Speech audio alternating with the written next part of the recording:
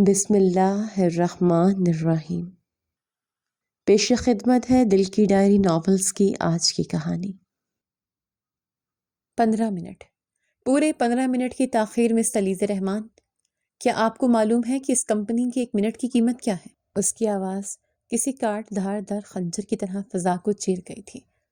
Zaheer Ahmad Shah, Zee group of industries کا وہ نام جس سے آفس کے در و دیوار بھی لرزتے تھے۔ سیاہ سوٹ میں ملبوس تو اپنے کرسی پر کسی بادشاہ کی طرح براجمان تھا۔ اس کے چہرے کے نقوش جیسے سنگ مرمر سے تراشے گئے ہوں، سرد بے تاثر اور انتہائی پرکشش۔ اس کی گہری بھوری آنکھوں میں نظم و ضبط کی وہ سر چمک تھی جو سامنے والے کا حوصلہ پست کرنے کے لیے کافی تھی۔ علیزہ نے تڑپ کر اسے دیکھا۔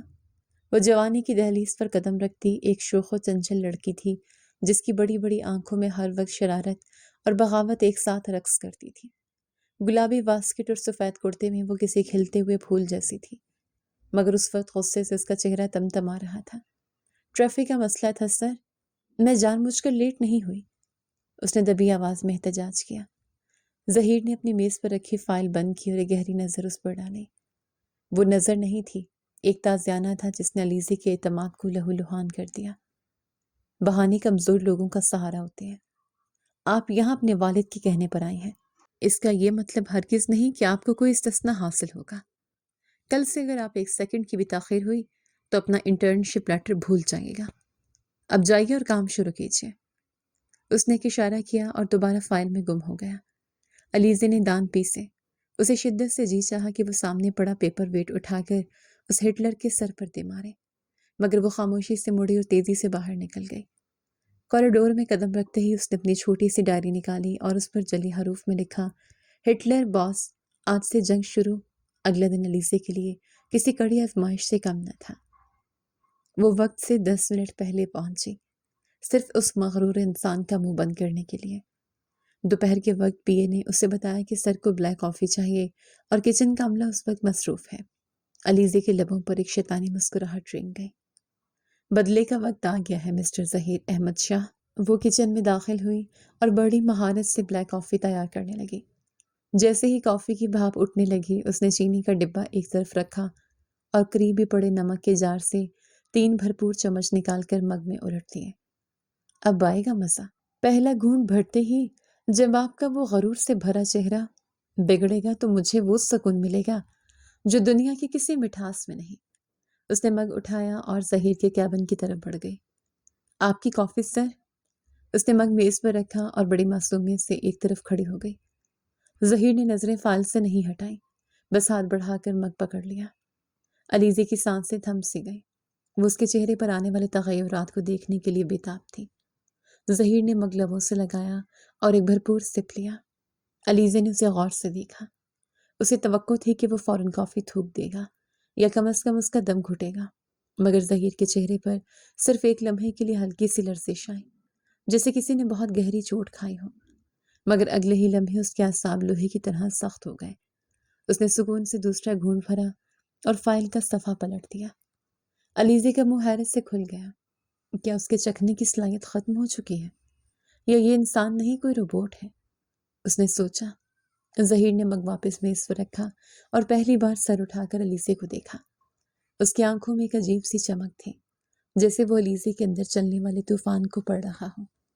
شکریہ علیزہ رحمان، کافی کا ذائقہ آج واقعی منفرد تھا، اس نے دھیمے لہجے میں کہا اور دوبارہ اپنے کام میں مصروف ہو گیا۔ علیزہ کو لگا جیسے کسی نے اسے زوردار تھپڑ مارا ہو۔ وہ وہاں سے تقریباً بھاگتی ہوئی نکلی۔ اپنی سیٹ پر بیٹھ کر وہ کافی دیر تک خود سے الجھتی رہی۔ اس نے کچھ کہا کیوں نہیں؟ وہ مجھ پر چلایا کیوں نہیں؟ آنے والے 2 ہفتے علیزہ کے لیے کسی نفسیاتی جنگ سے کم نہ تھے۔ وہ روزانہ نئی نئی شرارتیں کرتی، کبھی ظہیر کی فائلز کی ترتیب بدل دیتی، اس کی کافی میں پھر سے نمک ڈالتی، مگر ظہیر جیسے صبر کا حمالیہ بن چکا تھا۔ وہ نہ تو غصہ کرتا اور نہ ہی اسے ٹوکتا، بلکہ ہر بار اس کی نمکین کافی پی کر ایک پر اسٹار مسکراہٹ کے ساتھ اس کا شکریہ ادا کرتا۔ علیزہ کی الجھن اب چڑچڑے پن میں بدلنے لگی۔ اسے محسوس ہونے لگا تھا کہ وہ ظہیر کو بے وقوف نہیں بنا رہی، بلکہ ظہیر اسے اپنی خاموشی سے زج کر رہا ہے۔ وہ اکثر اسے دور سے گھورتی اور سوچتی کہ اس کے پیچھے کیا راز ہے۔ ایک شام جب سب جا چکے، علیزہ اپنا بیگ سمیٹ رہی تھی کہ اچانک باہر موسلادھار بارش شروع ہو گئی۔ आसमान पर बिजली कड़की तो अलीज़े का दिल लर्ज़ उठा। उसे बचपन से ही बिजली के कड़कने से डर लगता था। वो ऑफिस की लॉबी में खड़ी बेबसी से बाहर गिरते पानी को देख रही थी। कोई टैक्सी नहीं मिल रही थी और उसका फ़ोन भी डेड हो चुका था। उसी वक्त स्याह रंग की चमचमाती गाड़ी उसके सामने आकर रुकी। शीशा नीचे हुआ और ज़हीर का संजीदा चेहरा नमदार हुआ। बैठे, मैं आपको ड्रॉप कर देता हूँ। उसका लहजा हुक्मनामा था, मशवरा नहीं। अलीज़े ने हिचकिचाते उसे देखा।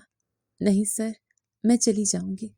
ज़हीर ने सर्द नज़रों से उसे घूरा और कहा, इस तूफान में आपको कोई सवारी नहीं मिलेगी। जिद छोड़िए और रास्ता मत रोकें। खामोशी से अंदर बैठे। अलीज़े ने अपना दुपट्टा संभाला और पिछली नशिस्त की तरफ बढ़ी, मगर ज़हीर की आवाज़ ने उसे रोक दिया। मैं आपका ड्राइवर नहीं हूँ, सामने बैठिए। वो बेदिली से फ्रंट सीट पर बैठ गई। गाड़ी की बंद फजा में एक अजीब सा तनाव और खामोशी थी। सिर्फ वाइपर्स के चलने की आवाज़ आ रही थी। अलीज़े ने चोरी छुपे ज़हीर की प्रोफाइल को देखा। गाड़ी की मध्यम रोशनी में उसका चेहरा और भी पुरकशिश लग रहा था। उसकी उंगलियों की हरकत जो स्टीयरिंग पर थी, बहुत सलीके वाली थी। आपको नमकीन कॉफ़ी इतनी पसंद क्यों है? अलीज़े ने खामोशी तोड़ने का फैसला किया। ज़हीर ने एक पल के लिए उसे देखा, फिर सड़क पर नजरें जमा ली। मुझे नमकीन कॉफ़ी पसंद नहीं है अलीज़े रहमान। मुझे वो मेहनत पसंद है जो आप उसे मुनफरिद बनाने में सर्फ करती हैं। अलीज़े का सांस जैसे सीने में अटक गया। मतलब, आपको पता था? पहले दिन से?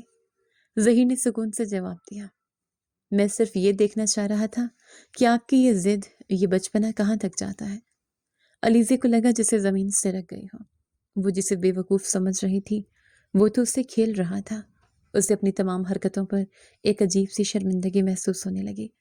वो खामोशी से खिड़की के बाहर देखने लगी, जहाँ बारिश अब धीरे धीरे थम रही थी, मगर उसके दिल के अंदर एक नई उलझन का आगाज़ हो चुका था। उसने महसूस किया कि ज़हीर अहमद शाह सिर्फ एक हिटलर बॉस नहीं था। उसकी शख्सियत की तहों में कुछ ऐसा था जो अलीज़े को अब डरा नहीं रहा था, बल्कि अपनी तरफ खींच रहा था। अगले दिन ऑफिस में अलीज़े का मूड बिल्कुल मुख्तलिफ था। वो काम पर तवज्जो देने की कोशिश कर रही थी, मगर उसका जहन बार बार कल रात वाली बात पर जा रहा था। इसी दौरान उसे एक बहुत अहम प्रोजेक्ट की फाइल तरतीब देने का काम मिला। ये एक इंटरनेशनल डील थी जिस पर कंपनी का मुस्तकबिल मुनहसर था। बेख्याली और उलझन में अलीज़े से वो हो गया जिसका उसे वहमो गुमान भी न था। उसने ओरिजिनल फाइल्स को रद्दी वाले ढेर में मिक्स कर दिया और क्लाइंट को भेजी जाने वाली कॉपी में गलत डाटा फीड कर दिया। शाम तक उसे अपनी उस खौफनाक गलती का एहसास नहीं हुआ। जब उसने अपने डेस्क साफ की और वो फाइल ढूंढने लगी तो उसे अपनी रूह फना होती महसूस हुई। या अल्लाह, वो फाइल कहाँ गई? उसने पूरा ऑफिस छान मारा, मगर फाइल गायब थी। वो बुरी तरह कांपने लगी। उसे याद आया कि उसने सफाई के दौरान कुछ कागजात बाहर फेंकने के लिए दिए थे। ज़हीर मुझे कभी माफ़ नहीं करेगा। वो आज मुझे वाकई नौकरी से निकाल देगा। खौफ और पछतावे के मिले जुले जज्बात के साथ उसने एक कागज़ निकाला और अपना इस्तीफ़ा लिखना शुरू किया।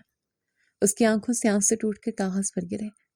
वो जानती थी कि उसने सिर्फ एक फ़ाइल नहीं खोई थी, बल्कि वो थोड़ा सा एतमाद भी खो दिया था जो शायद ज़हीर के दिल में उसके लिए पैदा होना शुरू हुआ था। वो इस्तीफ़ा हाथ में थामे बोझल कदमों से ज़हीर के कैबिन की तरफ बढ़े। आज उसे कोई शरारत नहीं करनी थी। आज उसे सिर्फ हार माननी थी। वो कांपते हाथों से फाइल थामे ज़हीर के कैबिन के बाहर खड़ी थी, जहां से बुलंद होती ज़हीर की आवाज़ कॉरिडोर में गूंज रही थी। वो किसी से फ़ोन पर मुखातिब था और उसके लहजे की सख्ती बताती थी कि मामला संगीन है। अलीज़े ने एक लंबा सांस लिया और आंखों में तैरते आंसुओं को ज़बरदस्ती पीछे धकेला और दरवाजे पर दस्तक दी। अंदर आ जाए, स्पार्ट आवाज़ आई। अलीज़ा अंदर दाखिल हुई तो देखा ज़हीर अपनी कुर्सी के पुश से टीक लगाए बैठे थे। उनकी आंखों के गिर्द हल्के बताते थे कि वो पूरी रात नहीं सोए। मेज़ पर वही फाइल खुली पड़ी थी जिसे अलीज़े ने बर्बाद कर दिया था। अलीज़े ने नज़रें झुकाईं और खामोशी से अपना इस्तीफ़ा मेज़ पर रख दिया। ज़हीर ने एक नज़र उस कागज़ पर डाली और फिर तीखी नज़रों से अलीज़ा को घूरा। ये क्या है? मेरा इस्तीफ़ा सर। मुझसे बहुत बड़ी गलती हो गई। वो फाइल, वो क्लाइंट का डाटा, मैं उस नुकसान की तलाफ़ी नहीं कर सकती, इसलिए मेरा यहाँ रहना मुमकिन नहीं। उसकी आवाज़ रुंध गई। ज़हीर ने एक लंबा सांस लिया, कुर्सी से उठे और खिड़की के पास जाकर खड़े हो गए। बाहर शहर की रोशनियां जाग रही थीं, मगर उस कैबिन में एक अजीब सी खामोशी थी। नुकसान की फिक्र आपको करने की ज़रूरत नहीं है अलीज़े रहमान। क्लाइंट्स को फाइल दी जा चुकी है और प्रोजेक्ट साइन हो चुका है। علیزے نے حیرت سے سر اٹھایا۔ مگر سر، وہ ڈیٹا تو مکس ہو گیا تھا، فائل تو ردی میں چلی گئی تھی، میں نے خود دیکھا تھا۔ ظہیر مڑے، ان کے لبوں پر ایک تلخ مسکراہٹ آئی۔ جی بالکل چلی گئی تھی، اسی لیے مجھے پوری رات جاگ کر اس ڈیٹا کو دوبارہ ریکور کرنا پڑا، اور صبح 5 بجے میں نے خود جا کر کلائنٹ کو پریزنٹیشن دی ہے۔ میں نے ان سے کہہ دیا تھا کہ یہ میری غلطی تھی، ڈیٹا بیس میں کچھ فنی خرابی آ گئی تھی۔ علیزے ساکت رہ گئی۔ جس انسان کو وہ ہٹلر کہتی رہی، جس کے لیے اس نے نمکین کافی بنائی، اس نے اس کی ایک بہت بڑی غلطی کا بوجھ اپنے کندھوں پر اٹھا لیا تھا۔ اس کی ساکھ، اس کا وقت، سب کچھ اس نے علیزے کے ایک لمحے کی لاپرواہی کو چھپانے کے لیے داؤ پر لگا دیا تھا۔ آپ نے میری غلطی اپنے سر کیوں لی؟ اس نے بمشکل پوچھا۔ ظہیر اس کے قریب آئے۔ ان کی شخصیت کا رعب اس وقت پہلے سے کہیں زیادہ محسوس ہو رہا تھا۔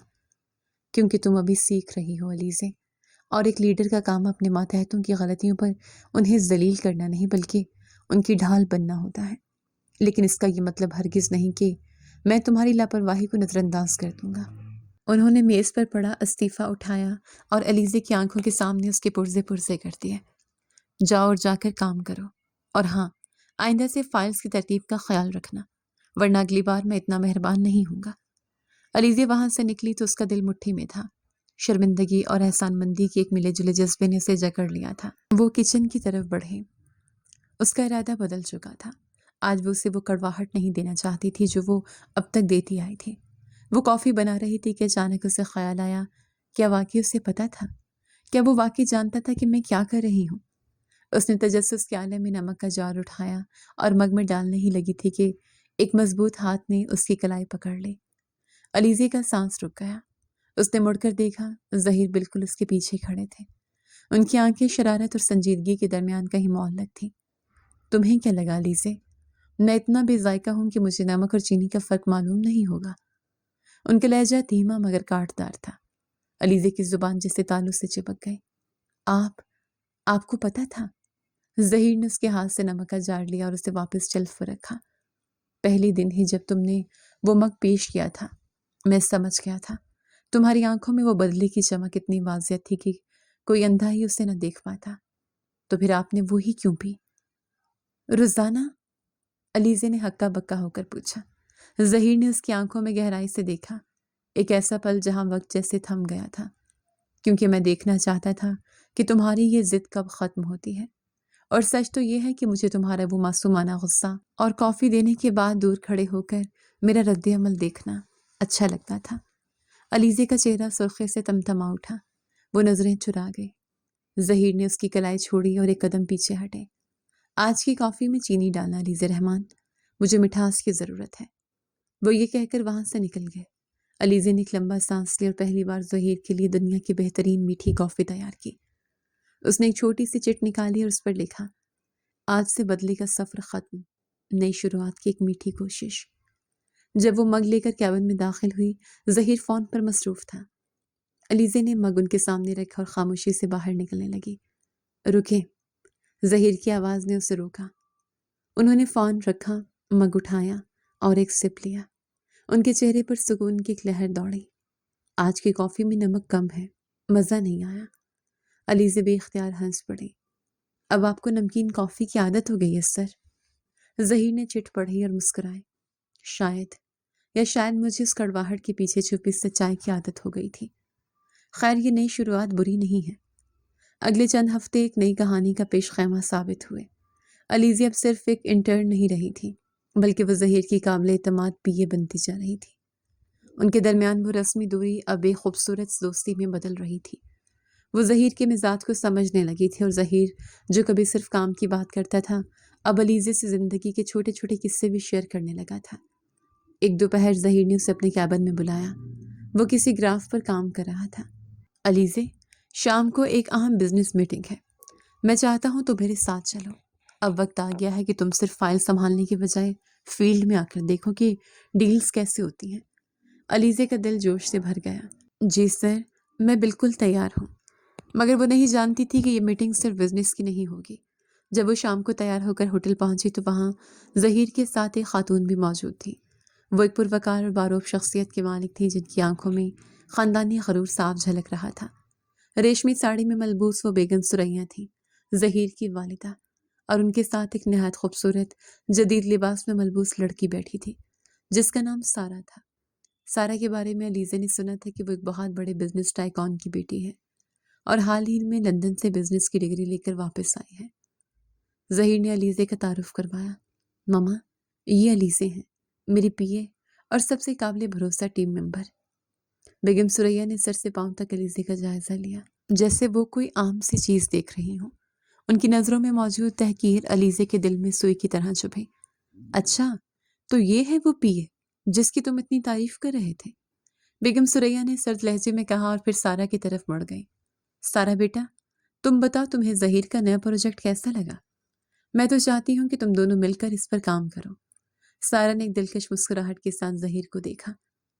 آئیڈیا تو زبردست ہے آنٹی، اور ظہیر کے ساتھ کام کرنا تو میرے لیے اعزاز کی بات ہوگی۔ کیوں ظہیر؟ ظہیر نے ایک رسمی مسکراہٹ دی، مگر علیزہ نے محسوس کیا کہ اس کی آنکھیں کچھ ڈھونڈ رہی تھیں۔ علیزہ کو وہاں کھڑے کھڑے اپنی کم مائگی کا احساس ہونے لگا۔ وہ جو خود کو ظہیر کے قریب سمجھنے لگی تھی، اسے اچانک یاد آیا کہ وہ صرف ایک ملازمہ تھی، جبکہ سارا اس کی برابری کی سطح پر تھے۔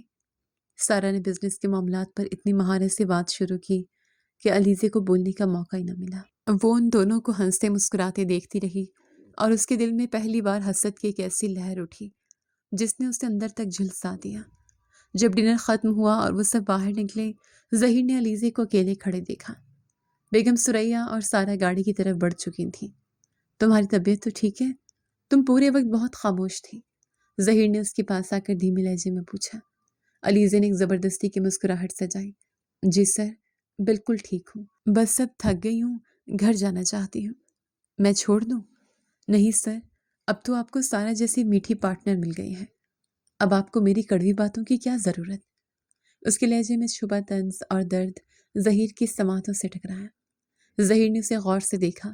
اس کی آنکھوں میں صاف جھلکتا ہوا حسد اور غصہ دیکھ کر ظہیر کے لبوں پر ایک گہری مسکراہٹ آ گئی۔ علیزہ رحمان، کیا تمہیں اندازہ ہے کہ تم اس وقت کتنی صاف شفاف لگ رہی ہو؟ علیزہ نے چونک کر اسے دیکھا۔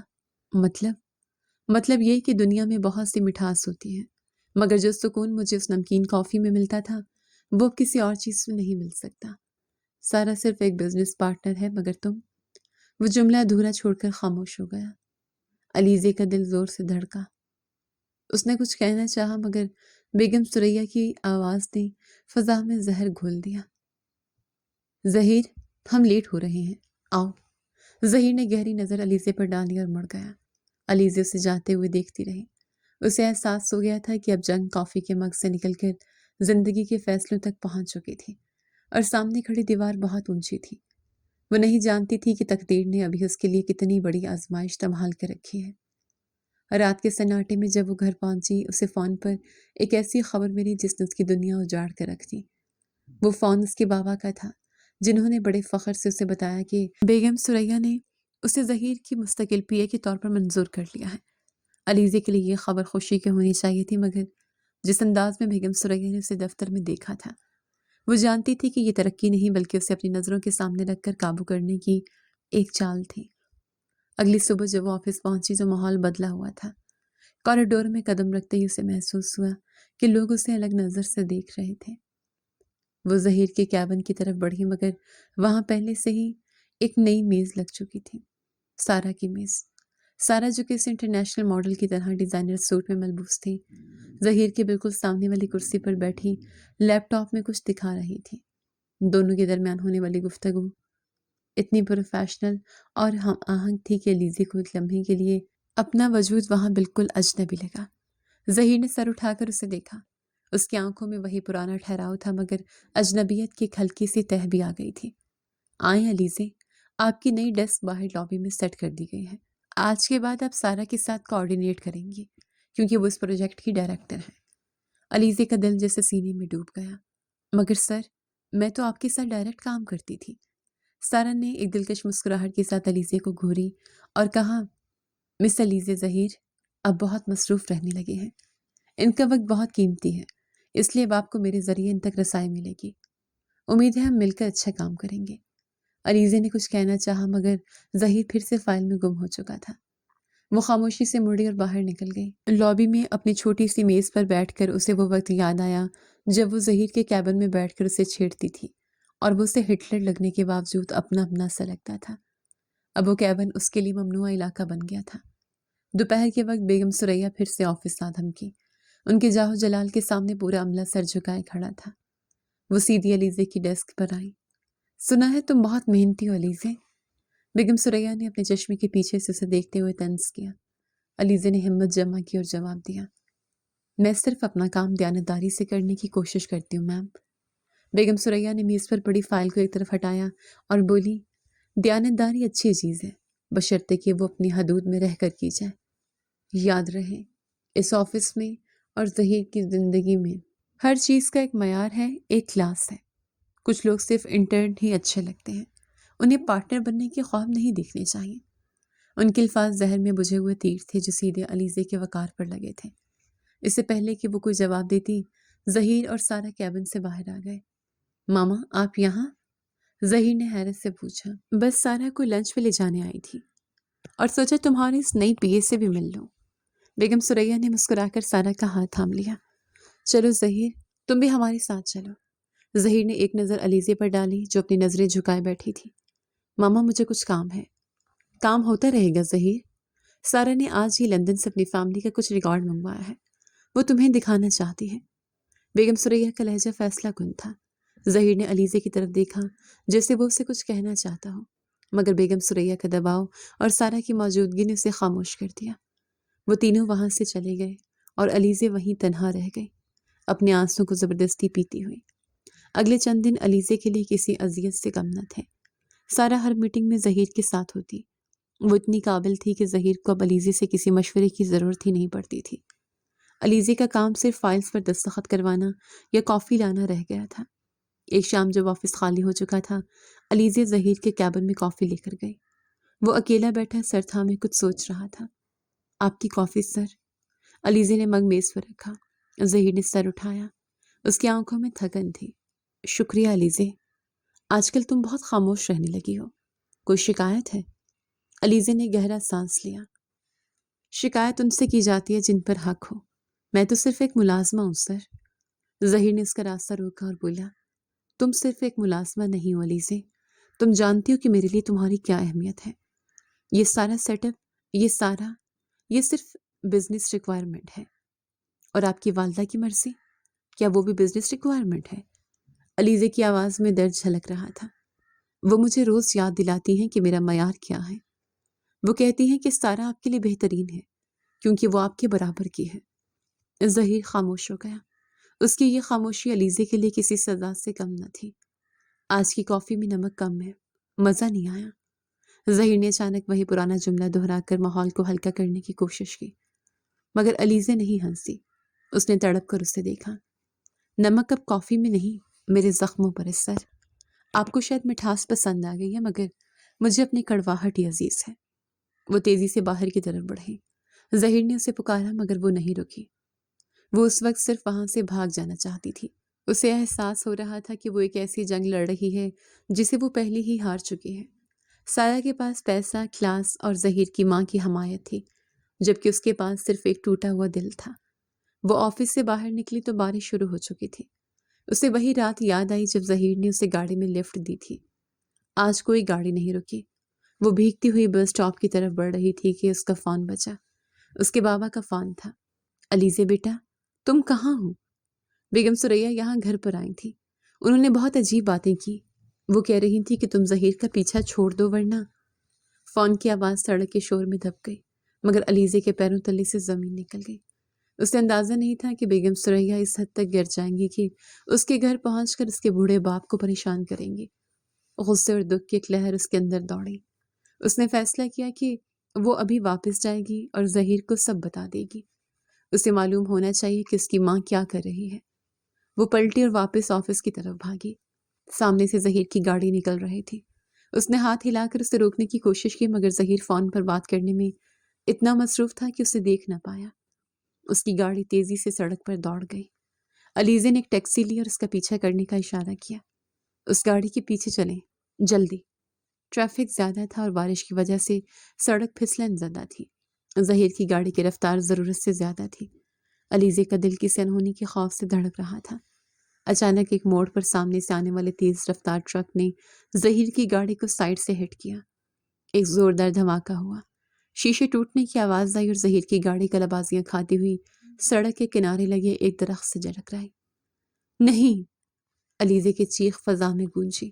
اس کی ٹیکسی رکی اور وہ بدحواس ہو کر گاڑی کی طرف بھاگی۔ دھواں اٹھ رہا تھا اور ہر طرف خون کے چھینٹے تھے۔ ظہیر اسٹیئرنگ پر سر رکھے بے ہوش پڑا تھا۔ اس کے ماتھے سے خون کی دھار بہہ کر اس کی سفید شرٹ کو سرخ کر رہی تھی۔ علیزے نے لرزتے ہاتھوں سے گاڑی کا دروازہ کھولنے کی کوشش کی۔ ظہیر آنکھیں کھولے۔ ظہیر آپ مجھے ایسے چھوڑ کر نہیں جا سکتے۔ اس نے اپنی زندگی میں اتنا خوف کبھی محسوس نہیں کیا تھا۔ وہ اسے پکارتی رہی، روتی رہی، مگر ظہیر کی طرف سے کوئی جواب نہیں آیا۔ دور کہیں ایمبولینس کے سائرن کی آواز سنائی دے رہی تھی، مگر علیزے کو لگ رہا تھا کہ اس کی اپنی سانسیں اکھڑ رہی ہیں۔ اس نے ظہیر کا خون آلود ہاتھ اپنے دونوں ہاتھوں میں تھام لیا۔ میں آپ سے پیار کرتی ہوں ظہیر، خدا کے لیے ایک بار مجھے دیکھ لیں۔ سڑک پر لوگوں کا ہجوم جمع ہو چکا تھا، مگر علیزے کے لیے پوری کائنات صرف اس ایک زخمی وجود میں سمٹ آئی تھی۔ وہ نہیں جانتی تھی کہ اس یہ حادثہ ان کی زندگیوں کو کس موڑ پر لے جائے گا، مگر اسے یہ احساس ہو گیا تھا کہ ظہیر کو کھونے کا ڈر اس کی اپنی جان نکل جانے سے زیادہ تکلیف دہ تھا۔ ایمبولینس کے عملے نے اسے زبردستی ظہیر سے الگ کیا اور اسے اسٹریچر پر ڈال کر اندر لے گئے۔ علیزے وہیں سڑک پر گھٹنوں کے بل بیٹھ گئی۔ اس کے کپڑے خون اور بارش کے پانی سے لت پت تھے۔ اس کی نظر سڑک پر پڑے اس مگ پر تھی جو ظہیر کی گاڑی سے گر کر ٹوٹ چکا تھا، وہی مگ جس پر دا باس لکھا تھا، اب سڑک کے کنارے ٹکڑوں میں پٹا بارش کے پانی میں ڈوب رہا تھا۔ ایمبولینس کی سرخ بتیاں بارش کی دھندلاہٹ میں کسی ڈراؤنے خواب کی طرح رقص کر رہی تھی۔ علیزے ہسپتال کے کوریڈور میں بدحواس دوڑ رہی تھی۔ اس کے سفید کپڑوں پر جگہ جگہ ظہیر کے خون کے دھبے کسی گواہی کی طرح سب تھے۔ اس کا سانس سینے میں آری کی طرح چل رہا تھا۔ ہسپتال کی مخصوص بو اور اسٹریچر کے پہیوں کی آوازیں اس کے اعصاب کو ادھیڑ رہی تھی۔ آپ یہاں اندر نہیں جا سکتی، وارڈ بوائے نے اسے راستہ روکی اور بولا، مگر علیزے نے اسے ایک وحشیانہ نظر سے گھوری اور کہا، ہٹے میرے سامنے سے، اسے میری ضرورت ہے۔ وہ دھکا دے کر آپریشن تھیٹر کے سامنے والے ویٹنگ ایریا میں پہنچی، جہاں بیگم ثریا اور سارا پہلے سے موجود تھیں۔ بیگم ثریا کا چہرہ سفید تھا، مگر ان کا وقار اب بھی سلامت تھا۔ سارا ہسٹرائی انداز میں رو رہی تھی، مگر جیسے اس نے خون میں لت پت علیزے کو دیکھا، اس کے آنسو رک گئے۔ بیگم ثریا نے ایک نفرت بھری نظر علیزے پر ڈالی اور اس کی طرف بڑھی۔ تم یہاں کیا کر رہی ہو؟ اور یہ خون؟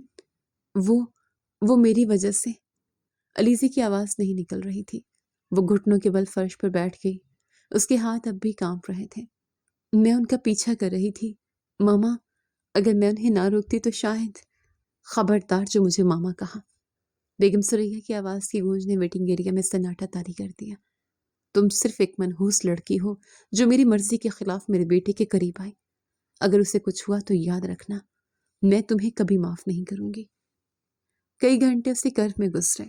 جب ڈاکٹر باہر نکلا تو سب اس کی طرف لپکے۔ خطرہ ٹل گیا، مگر انہیں بھی ہوش نہیں آیا۔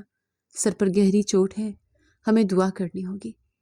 رات کے پچھلے پہر جب پہرے داروں کی نظر بچا کر علیزے ICU کے اندر داخل ہوئی تو وہاں صرف مشینوں کی بیپ کرنے کی آواز تھی۔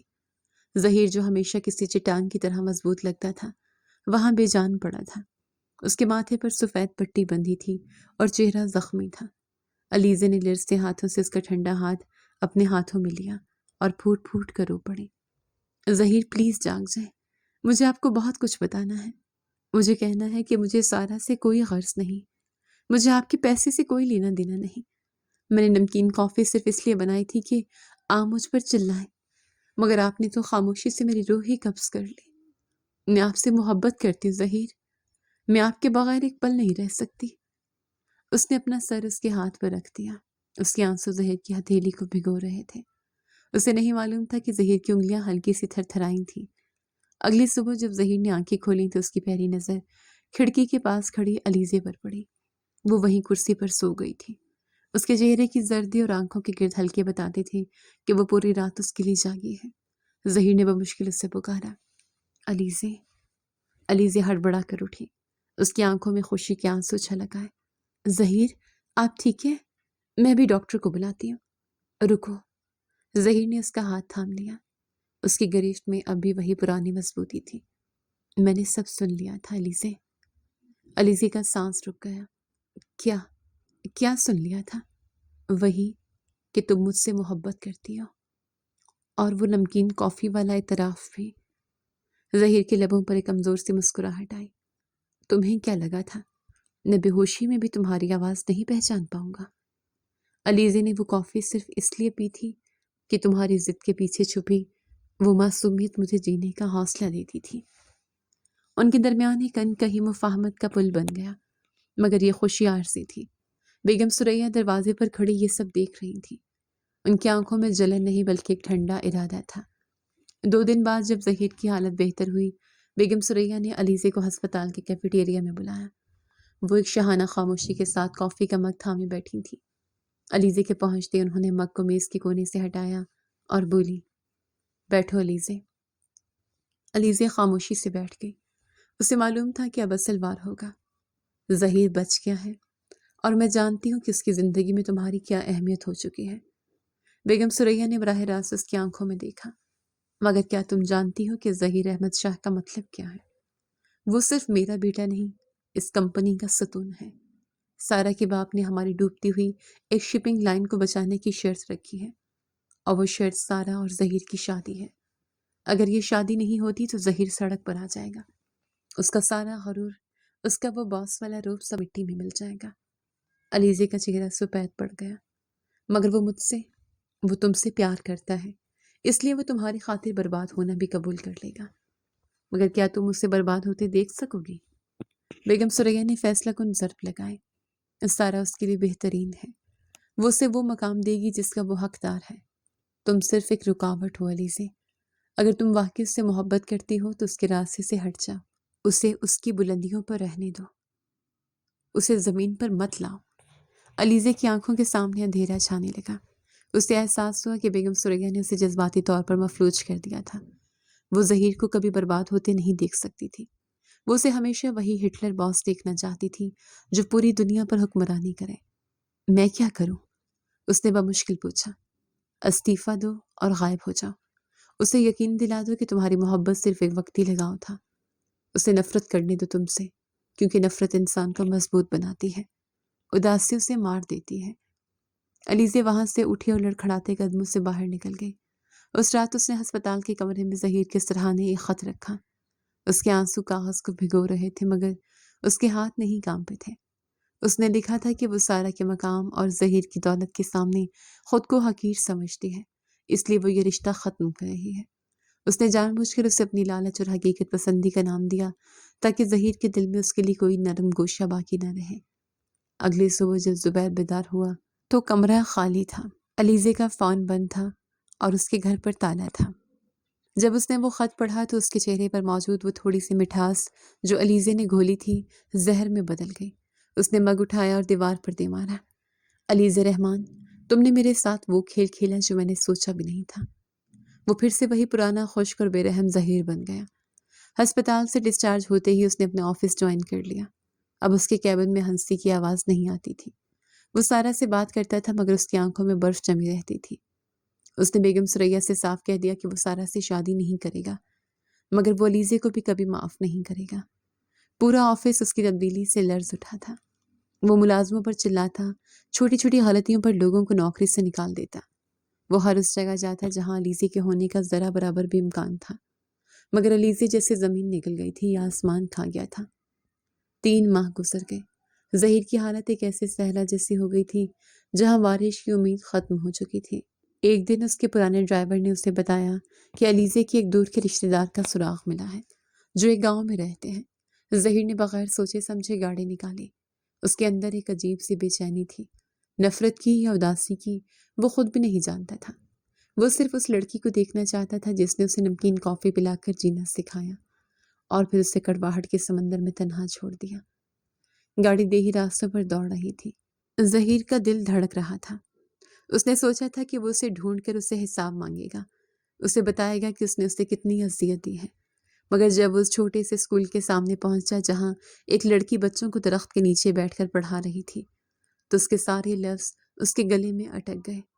وہ علیزے ہی تھی سادہ سے سوتی جوڑے میں سر پر دوپٹہ اوڑھے وہ پہلے سے بہت دبلی ہو گئی تھی، مگر اس کی آنکھوں کی وہ اداسی دور سے بھی صاف نظر آ رہی تھی۔ ظہیر نے گاڑی کا دروازہ کھولا اور اس کی طرف بڑھا۔ علیزے نے جیسے ہی سر اٹھا کر اسے دیکھا، اس کے ہاتھ سے کتاب گر گئی۔ اس کا رنگ لمحوں میں زرد پڑ گیا۔ ظہیر نے اس کا راستہ روکا اور بولا، تو یہاں چھپے بیٹھی ہو علیزہ رحمان؟ اس کی آواز کی گونج اس چھوٹے سے اسکول کے صحن میں کسی ایٹم بم کی طرح پھٹی تھی۔ علیزے کے ہاتھ سے کتاب چھٹک کر گردآلود زمین پر پڑی، مگر اسے اٹھانے کا ہوش اس سے نہیں رہا۔ اس کے سامنے وہی سنگ مرمر سے تراشا ہوا چہرہ تھا، وہی بھوری آنکھیں جو اس وقت غصہ، دکھ اور تڑپ کے عجیب امتزاج سے دہک رہی تھیں۔ ظہیر احمد شاہ اپنی پوری ہیبت کے ساتھ اس کے سامنے کھڑا تھا، جیسے کوئی شکاری اپنا کھویا ہوا شکار ڈھونڈ لائے۔ علیزے نے کامتے لبوں سے اسے دیکھا۔ اس کے چہرے کی زردی اس کی اندرونی کرب کی گواہی دے رہی تھی۔ اس نے ایک قدم پیچھے ہٹنا چاہا، مگر ظہیر نے آگے بڑھ کر اس کا راستہ روکا اور بولا، بھاگنے کا ارادہ اب بھی ترک نہیں کیا تم نے؟ کیا تمہیں لگا تھا کہ تم میرا شہر، میرا دفتر اور میرا دل برباد کر کے اس گمنامی میں سکون پالو گے؟ آپ یہاں کیسے آئے؟ علیزے کی آواز بمشکل نکلی۔ اس کے گرد کھڑے بچے حیرت سے اس اجنبی کو دیکھ رہے تھے، جو ان کے استانی کے سامنے کسی بپھرے ہوئے طوفان کی طرح کھڑا تھا۔ ظہیر نے ایک تلخ مسکراہٹ کے ساتھ اسے گھورا اور کہا، تمہیں ڈھونڈنا میرے لیے اتنا ہی مشکل تھا جتنا تمہاری کڑوی کافی بنانا، مگر میں نے دونوں سیکھ لیے ہیں۔ اب ان بچوں کو چھٹی دو، مجھے تم سے حساب کرنا ہے۔ علیزے نے لرزتے ہاتھوں سے بچوں کو گھر جانے کا اشارہ کیا اور ظہیر کے پیچھے اسکول کے چھوٹے سے برآمدے کی طرف بڑھے۔ وہ خاموشی سے ایک پرانی لکڑی کی میز کے پاس جا کھڑا ہوا اور اپنی جیب سے ایک چیز نکال کر میز پر رکھی۔ یہ وہی پرانا مگ تھا جس پر دا باس لکھا ہوا تھا، مگر اب اس پر دراڑوں کے نشان واضح تھے، جنہیں بہت صفائی سے جوڑا گیا تھا۔ یہ کیوں لائے آپ؟ علیزے نے مگ کو دیکھتے ہوئے پوچھا۔ اس کی آنکھوں میں آنسو تیرنے لگے۔ ظہیر نے مگ کو ایک طرف ہٹایا اور بولا، تم نے چینی ڈالنا بند کی تو میں نے کافی پینا ہی چھوڑ دی۔ کیا تم مجھے پیاسا مارنا چاہتی ہو؟ پورے 3 ماہ علیزے، پورے 90 دن میں نے اس مگ کو دیکھ کر گزارے ہیں کہ شاید اس میں سے تمہاری وہ نمکین شرارت پھر سے جاگ اٹھے۔ علیزے نے تڑپ کر اسے دیکھا۔ ظہیر، میں نے جو کیا آپ کی بہتری کے لیے کیا۔ بیگم ثریا نے سچ کہا تھا، میں آپ کے معیار پر پورا نہیں اترتی۔ میری وجہ سے آپ کا بزنس، آپ کی ساکھ سب داؤ پر لگی تھی۔ سارا آپ کے لیے، سارا میرے لیے کچھ بھی نہیں تھی۔ ظہیر کی آواز برآمدے کی خاموشی میں گونجی۔ اس نے علیزے کے کندھے پکڑ کر اسے اپنی طرف متوجہ کیا۔ تمہیں کس نے یہ حق دیا کہ تم میری خوشی کا فیصلہ میری مرضی کے بغیر کرو؟ تم نے سمجھا کہ سارا کے باپ کی انویسٹمنٹ مجھے بچا لے گی؟ علیزے، ظہیر احمد شاہ کو کسی کی بیساکھی کی ضرورت نہیں تھی۔ میں نے وہ ڈیل اپنی محنت سے حاصل کی، سارا کے بغیر۔ اور رہی بات معیار کی، تو میرا معیار تم سے شروع ہو کر تم پر ختم ہوتا ہے۔ علیزے پھوٹ پھوٹ کر رو پڑی۔ مگر آپ کی والدہ، انہوں نے مجھ سے وعدہ لیا تھا کہ میں آپ کی زندگی سے نکل جاؤں گی تاکہ آپ برباد نہ ہوں۔ ظہیر نے گہرا سانس لیا اور اس کا چہرہ اپنے ہاتھوں میں تھام لیا۔ ماں کو میں نے منا لیا ہے علیزے۔ جب انہوں نے مجھے ان 3 ماہ میں ایک زندہ لاش بنتے دیکھا تو انہیں احساس ہو گیا کہ دولت انسان کو آسائش تو دے سکتی ہے، سکون نہیں۔ سارا اپنی جگہ ایک لائق لڑکی تو ہو سکتی ہے، مگر وہ میری روح کی وہ خالی جگہ نہیں بھر سکتی تھی جو تم نے پیدا کی تھی۔ وہ علیزے کی آنکھوں میں آنکھیں ڈال کر بولا، میں نے ان سے کہہ دیا تھا کہ اگر علیزے نہیں تو ظہیر بھی نہیں۔ اب بتاؤ، کیا تم اب بھی اپنی ضد پر قائم رہو گی یا اس باس کو معاف کرو گی جس نے تمہارے نمک کو اپنی زندگی کی مٹھاس بنا لیا تھا؟ علیزے نے اس کے سینے پر سر رکھ دیا۔ اس کی سسکیاں اب تھمنے لگی تھیں۔ میں کہیں نہیں جانا چاہتی تھی ظہیر، میں تو ہر روز آپ کی میٹھی کافی کا خواب دیکھتی تھی۔ تو پھر چلو میرے ساتھ۔ ظہیر نے اس کا ہاتھ تھاما اور وہ اس چھوٹے سے اسکول سے باہر نکل گئی۔ شہر واپسی کا سفر کسی خواب جیسا تھا۔ آفس میں علیزے کی واپسی کسی دھماکے سے کم نہ تھی۔ ملازمین جو ظہیر کے غصے سے پناہ مانگتے تھے، علیزے کو دیکھ کر ایسے خوش ہوئے جیسے کسی سوکھے ہوئے باغ میں پہلی بارش ہوئی ہو۔ ظہیر نے علیزے کو سیدھا اپنے کیبن میں بلایا جہاں بیگم ثریا پہلے سے موجود تھی۔ بیگم ثریا کے چہرے پر وہ پرانا غرور اب مٹ چکا تھا۔ اس کی جگہ ایک ندامت تھی۔ جیسے ہی علیزے داخل ہوئی، بیگم ثریا نے اپنا ریشمی دوپٹہ سنبھالا۔ ایک قدم آگے بڑھ کر علیزے کا ہاتھ ہٹایا اور بولی، مجھے معاف کر دینا علیزے بیٹا، میں نے ایک ماں کی ممتا میں آ کر ایک بیٹی کا دل دکھایا۔ میں بھول گئی تھی کہ رشتے خون سے نہیں احساس سے بنتے ہیں۔ علیزے نے جھک کر ان کے ہاتھ چوم لیے۔ نہیں میم، آپ نے جو کیا اپنے بیٹے کے لیے کیا، میں آپ سے ناراض نہیں ہوں۔ بیگم ثریا نے اسے گلے سے لگا لیا۔ اب میم نہیں، ماما کہنا۔ ظہیر نے مجھے دھمکی دی ہے کہ اگر میں نے تمہیں اپنی بیٹی نہ بنایا تو وہ اپنی نمکین کافی خود بنا کر پیے گا، اور میں نہیں چاہتی کہ میرا بیٹا اتنی کڑواہٹ میں رہے۔ کیبن کا ماحول کہہ کر اسے گونج اٹھا۔